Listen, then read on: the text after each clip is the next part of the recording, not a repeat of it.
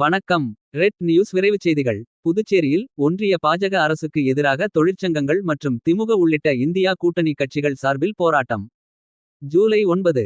புதுச்சேரியில் ஒன்றிய பாஜக அரசுக்கு எதிராக தொழிற்சங்கங்கள் மற்றும் திமுக உள்ளிட்ட இந்தியா கூட்டணி கட்சிகள் சார்பில் தொழிலாளர் நல உரிமை சட்டங்களை பாதுகாத்திட குறைந்தபட்ச ஊதியத்தை வழங்கிட.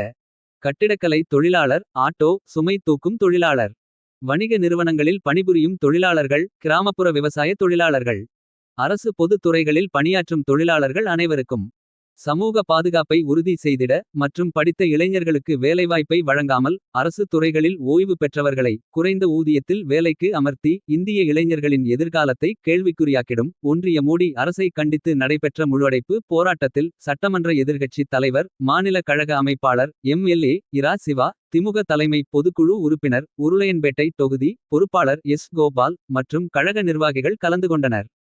போராட்டத்தில் ஈடுபட்டவர்களை காவல்துறையினரால் கைது செய்யப்பட்டு தனியார் மண்டபத்தில் அடைத்தனர். ரெட் நியூஸ் செய்திகளுக்காக செய்தியாளர் ஜி.கே. ராஜீவ். ரெட் நியூஸ் குரலற்றவனின் குரலாக ரெட் நியூஸ். அநீதிகள் எங்கு நடக்கின்றதோ அங்கே ரெட் நியூஸ் குரல் ஒழிக்கும்.